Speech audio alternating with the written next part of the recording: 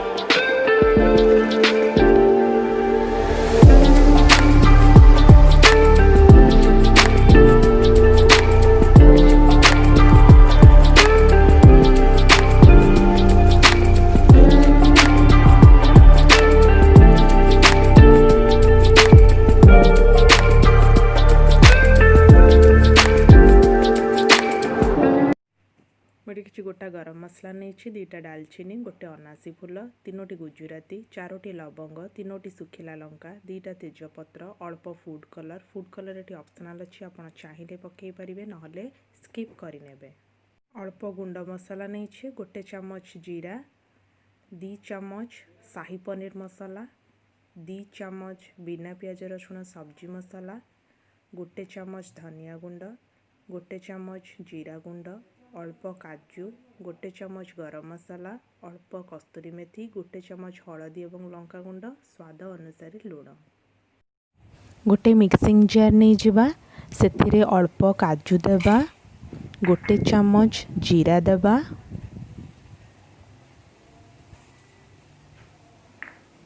अल्प अदा को मु छेचिकी नहीं, गोटे मीडियम साइज रो टमाटो को मु छोट छोट पीस करिकी काटिकी नहीं, 2टा 3टा सुखिला लंका देकी अल्प पानी देकी मसला को भल भाबे चिकन करिकी बाटी नबा।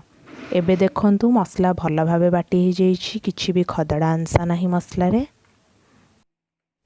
मु 500 ग्राम फ्रेश पनीर को स्क्वायर साइज रे छोट छोट पीस करी काटिकी नहीं। आपण जेमिति चाहेबे सेमिति आकार रे पनीर को काटिकी नहीं परिबे। सेथिरे अल्प लूण, हलदी, लंका गुंड देकी पनीर को भल भाबरे मिक्स करि नेबे। गैस ऑन करिकी कड़ाई रे पनीर छाणिबा पई तेल गरम करिबा। तेल गरम हो गला परे आमे मैरिनेट करके रखिथिबा पनीर को पकई देबा। पनीर को एठी मीडियम फ्लेम रे 2 सेकेंड पर्यंत बस तेल रे एपट सेपट करिकी गोटे प्लेट को काढ़ी नेबा। बेसी डीप फ्राई करबानी। एही प्रोसेस रे आमे बाकी तक पनीर को मध्य छाणी नेबा। यही टाइप रो पनीर छाणिले पनीर बहुत सॉफ्ट रही थाए, बहुत ही नरम रही थाए, जमा भी टाण होई न थाए। सबु पनीर छाणी ही गलानी। एबे गोटे प्लेट को याकू काढ़ी देबा। आपण देखि पारुथिबे पनीर बहुत नरम अच्छी। मु जो कड़े रे पनीर छाणी थी से कड़े नहीं से अधिक तेल थिला से तेल काढ़ी नहीं कि पनीर मसला जेतिकी तेल दरकार मुझे तेल नहीं से आम ए सब गोटा गरम मसला पकेबा जेमिति कि डालचीनी गुजराती लवंग तेजपत्र अनासी फूल ये सबको आम किछि समय पर्यंत भल भाव तेल रे भाजी नबा। भल भाव भाजीगला आम ए कैप्सिकम पकईदेबा। कैप्सिकम को आम गोल्डन ब्राउन होगा पर्यंत भाजबानी बस टिके सेमी फ्राए करे नबा कारण कैप्सिकम टा टिके कंचा रहिले ही पनीर मसला रे तार टेस्ट बहुत बढ़िया आसी थाए। हो गलानी कैप्सिकम भल भाव भाजी गलानी। एबे आमे पूर्वरु बाटिकी रखिथिबा मसला पेस्ट को देदेबा। गिनारे मसला लागिची सेथिपे मु सेतिर अध गिना पानी मिक्स करिकी देइछि। एबे आमे सब गुंड मसला पकेबा जेमिति कि हळदी गुंड लंका गुंड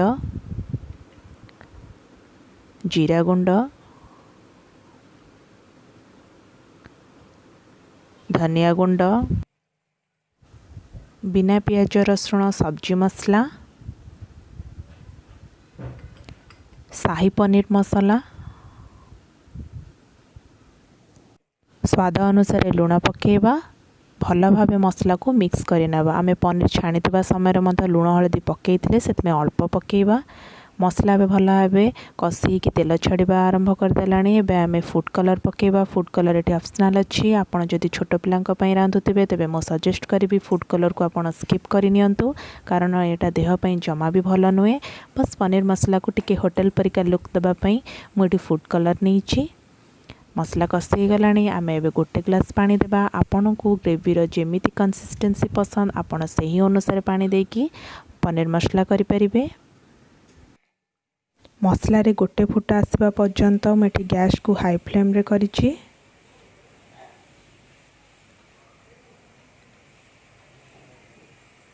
देखंतु मसला रे गोटे फुटा आसी गलानी। एबे आमे मसला को टिके भल भाव मिक्स करदेबा। पूर्वरु छाणिकी रखिथिबा पनीर सब को पकेदेबा।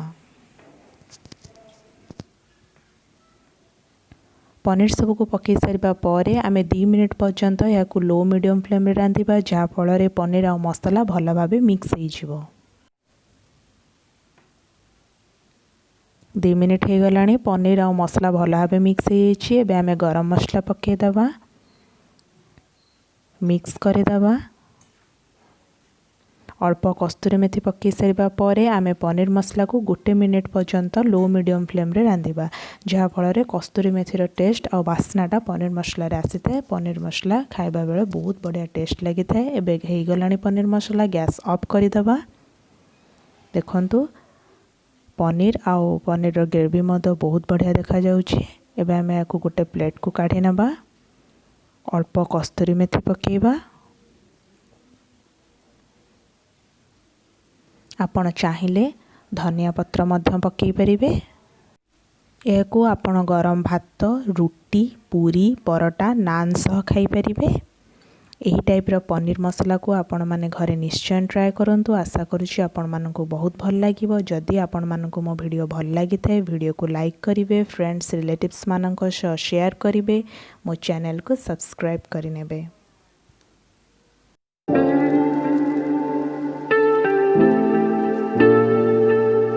Oh